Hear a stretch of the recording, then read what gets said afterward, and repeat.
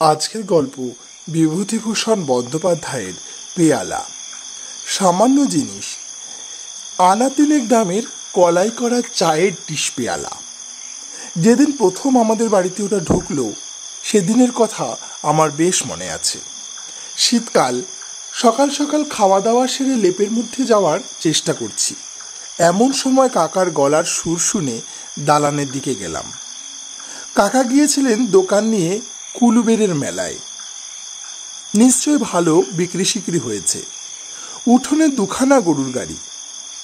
কৃষাণ হরুমাইতি একটা লেপ তোষকের বান্ডিল নামাচ্ছে। একটা নতুন ধামায় এক রাস সংসারের জিনিস, বেলুন, বেড়ি, খুন্তি, ঝাঁঝরি হাতা, আরও অনেক কিছু। খান কতক নতুন মাদুর, গোটা দুই কাঁঠাল কাঠের নতুন জল চৌকি এবং বোঝা পালং শাকের গোড়া, দুভার খেজুরের গুড়, আরও সব কি কি। কাকা আমায় দেখে বলল, নিবু, একটা লণ্ঠন নিয়ে আয়, এটায় তেল নেই। আমি এক দৌড়ে রান্নাঘরের লণ্ঠনটা তুলে নিয়ে এলাম। পিসিমা হা হা করে উঠলেন, কিন্তু তখন কে শোনে কার কথা। কাকাকে জিজ্ঞাসা করলাম, মেলায় এবার লোকজন কেমন হলো কাকা? কাকা বললেন, লোকজন প্রথমটা মন্দ হয়নি, কিন্তু হঠাৎ কলেরা শুরু হয়ে গেল। ওই তো হলো মুশকিল। সব পালাতে লাগলো। বাউরের জলে রোজ 5টা-6টা মরা ফেলছিল। পুলিশ এসে বন্ধ করে দিল। খাবারের যত দোকান ছিল সব উঠিয়ে দিল। কিছুতেই কিছু হয় না, ক্রমেই বেড়ে চলল। শেষে প্রাণ নিয়ে পালিয়ে এলাম। বিক্রি শিক্রি কাজকলা। এখন খোরাকি গাড়ি ভাড়া উঠলে বেঁচে যাই। খেতে বসে কাকা মেলার গল্প করছিলেন। বাড়ির সবাই সেখানে বসে। কি করে প্রথমে কলেরা আরম্ভ হলো, কত লোক মারা গেল, সেসব কথা।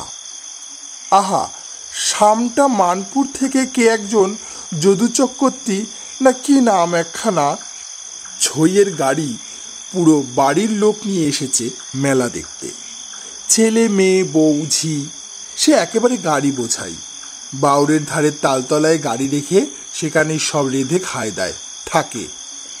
দুদিন পরে রাত পোহালে বাড়ি ফিরবে। রাত্রিরেই ধরল তাদের একটা 9 বছরের মেয়েকে কলেরায়। কোথায় ডাক্তার, কোথায় ওষুধ। সকাল 10টায় সেটা গেল তো ধরল তার মাকে।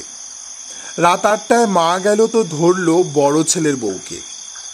তখন এদিকেও রোগ জেকে উঠেছে, কে কাকে দেখে। তারপর সে যা কাণ্ড, এক একটা করে মরে আর পাশেই বাউরের জলে ফেলে। আধেক গাড়ি খালি হয়ে গেল। ব্রাহ্মণের যা সর্বনাশ ঘটল আমাদের চোখের সামনেই। উফ! কাকা ভুসিমালের ব্যবসা করেন। প্রায় 40 মণ সোনামুগ মেলার বিক্রির জন্য নিয়ে গেছিলেন। মণ 12 না 13 কাটাতে পেরেছিলেন। বাকি গরুর গাড়িতে ফিরে আসছে। কাল সকাল 8টা নাগাদ পৌঁছবে। গাড়িতে আছে আমাদের আড়তের সরকার হরিবিলাস মান্না। কাকা খেয়ে উঠে যাবার একটু পরেই কাকার ছোট মেয়ে মনু একটা কলাই করা পেয়ালা রান্নাঘরে নিয়ে এসে বললে, এই দেখো জ্যাঠাইমা, বাবা এনেছেন, কাল আমি এতে চা খাবো কিন্তু। হাতে তুলে সকলকে দেখিয়ে বললে, বেশ কেমন না, মেলায় 3 আনা দরে কেনা। এই প্রথম আমি দেখলুম পেয়ালাটা। সে আর 4 বছরের কথা হবে। তারপর বছর 2 কেটে গেল। আমি কাজ শিখে এখন টিউবওয়েলের ব্যবসা করি। ডিস্ট্রিক্ট বোর্ড, লোকাল বোর্ডের কাজ সংগ্রহ করবার জন্য এখানে ওখানে বড় ছুটোছুটি করে বেড়াতে হয়। বাড়িতে বেশিক্ষণ থাকা আজকাল আর বড় হয় না। সেদিন সন্ধ্যার গাড়িতে কলকাতা আসব। আমার বিছানাপত্র বেঁধে রান্নাঘরের চায়ের জন্য তাগাদা দিতে গিয়েছি। কানে গেল আমার বড় ভাইজি বলছে, ও পেয়ালাটাতে দিও না পিসিমা। বাবা মারা যাওয়ার পর মা ও পেয়ালাটাকে দেখতে পারে না 2 চোখে। আমি বললুম, কোন পেয়ালাটা রে? কি হয়েছে পেয়ালার? আমার ভাইজি পেয়ালা নিয়ে এলো। মনে হলো কাকার কেনা অনেক দিনের সে পেয়ালাটা। সে বললে, বৌদিদির অসুখের সময় এই পেয়ালাটা করে দুধ খেতেন। তারপর বাবার সময়ও এতে করে ওর মুখে সাবু ঢেলে দেওয়া হতো। মা বলে, আমি ওটা দেখতে পারিনি। আমার এই জ্যাঠতুতো ভাইয়ের স্ত্রী কলকাতা থেকে আমাদের এখানে বেড়াতে এসে অসুখে পড়েন এবং তাতেই মারা যান। এর বছর 2 পরে কাকাও মারা যান পৃষ্ঠব্রণ রোগে। কিন্তু এর সঙ্গে পেয়ালাটার সম্পর্ক কি? যত সব মেয়েলি কুসংস্কার। পরের বছর থেকে আমার টিউবওয়েলের কাজ খুব জেঁকে উঠল। জেলা বোর্ডের অনেক কাজ এলো আমার হাতে। আমার নাওয়া খাওয়ার সময় নেই। দূর দূরান্তের পাড়াগায়ে নানা স্থানে টিউবওয়েল বসানো ও মিস্ত্রি খাটানোর কাজে মহাব্যস্ত। বাকি সময়টুকু যায় আর বছরের বিলের টাকা আদায়ের তদবিরে। সংসারেও আমাদের নানা গোলযোগ বেঁধে গেল। কাকা যতদিন ছিলেন কেউ কোনো কথাটি বলতে সাহস করেনি সংসারের পুরনো ব্যবস্থাগুলির বিরুদ্ধে। এখন সবাই হয়ে দাঁড়ালো কর্তা, কেউ কাউকে মেনে চলতে চায় না। ঠিক এই সময় আমার ছোট ছেলের ভয়ানক অসুখ হলো। আমার আবার সেই সময় কাজের ভিড় খুব বেশি। জেলা বোর্ডের কাজ শেষ হয়ে গিয়েছে, কিন্তু টাকার তাগাদা করতে হবে ঠিক সেই সময়টাতেই, নইলে বিল চাপা পড়তে পারে 6 মাস বা 7 মাসের জন্য। আমি আজ জেলা, কাল মহকুমা ছুটোছুটি করে বেড়াতে লাগলুম। এ মেম্বার ও মেম্বারকে ধরি, যাতে আমার বিলের পাওনাটা চুকিয়ে দিতে তারা সাহায্য করেন। কাজ মিটিয়ে যখন বাড়ি ফিরলুম তখন এদিকের কাজ মিটে গিয়েছে। ছেলেটি মারা গিয়েছে, অবশ্যই চিকিৎসার ত্রুটি হয়নি কিছু, এই যা সান্ত্বনা। বছরের শেষে আমি শহরে বাসা করে স্ত্রী ও ছেলে মেয়েদের সেখানে নিয়ে এলাম। বাড়ির ওইসব দুর্ঘটনার পরে সেখানে আমাদের কারুর মন বসে না। তাছাড়া আমার ব্যবসা খুব জেঁকে উঠেছে। সর্বদা শহরে না থাকলে কাজের ক্ষতি হয়। টিউবওয়েলের ব্যবসাতে নেমে একটা জিনিস আমার চোখে পড়েছে, যে আমাদের দেশের, বিশেষ করে পাড়াগাঁয়ের লোকেদের মতো অলস প্রকৃতির জীব বুঝি পৃথিবীতে আর কোথাও নেই। এত অল্পে সন্তুষ্ট মানুষ কি করে হতে পারে, সে যারা এদের সঙ্গে পরিচিত নন তাদের ধারণাতেও আসবে না। নিশ্চিত মৃত্যুকেও এরা পরম নিশ্চিন্তে বরণ করে নেবে। সকল রকম দুঃখ দারিদ্র অসুবিধাকে সহ্য করবে, কিন্তু তবু 2 পা এগিয়ে যদি এর কোনো প্রতিকার হয় তাতে রাজি হবে না। তবে এদের একটা গুণ দেখেছি, কখনো অভিযোগ করে না এরা, দেশের বিরুদ্ধেও না, দৈবের বিরুদ্ধেও না।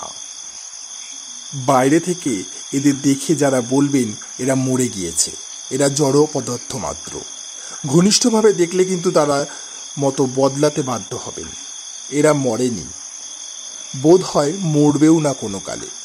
এদের জীবনী শক্তি এত অফুরন্ত যে অহরহ মরণের সঙ্গে বুঝে এবং পদে পদে হেরে গিয়েও দমে যায় না এরা, বা ভয় পায় না, প্রতিকার করতে ব্যস্ত হয়ে পড়ে না।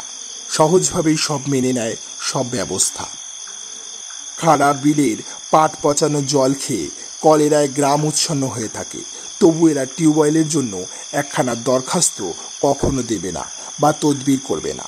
কে অত ছোটাছুটি করে, কেই বা কষ্ট করে, শুধু একখানা দরখাস্ত করা মাত্র। অনেক সময় দরকার বুঝলে জেলা বোর্ড থেকে বিনা খরচায় টিউবওয়েল বসিয়ে দেয়, কিন্তু ততটুকু হাঙ্গামা কে করে? এরা তাতেও রাজি নয়। বাসায় একদিন বিকেলে চা খাওয়ার সময় লক্ষ্য করলুম আমার ছোট মেয়েটি সেই কলাই করা পেয়ালাটা করে চা খাচ্ছে। যদিও ওসব আমি মানি নে, তবু আমার কি জানি কি একটা মনের ভাব হলো।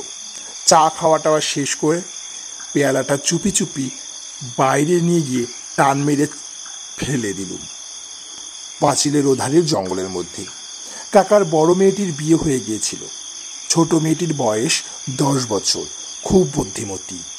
শহরের মেয়ে, স্কুলে লেখাপড়া শেখাবো বলে ওকে বাসায় এনে রেখেছিলুম, স্কুলেও ভর্তি করে দিয়েছিলুম। মাস 5-6 কাটলো, বৈশাখ মাস। এই সময়েই আমার টিউবওয়েলের কাজের একটু ধুম। 8-10 দিন একাধিক ক্রমে বাইরে কাটিয়ে বাসায় ফিরি, কিন্তু তখনই আবার একটা কাজে বেরিয়ে যেতে হয়। এতে পয়সা রোজগার হয় বটে, কিন্তু স্বস্তি পাওয়া যায় না। স্ত্রীর হাতের সেবাই পাই না, ছেলে মেয়েদের সঙ্গ পাইনি, শুধু টোটো করে দূর দূরান্তর চাষাগা ঘুরে ঘুরে বেড়ানো, শুধুই এস্টিমেট কষা, মিস্ত্রি খাটানো।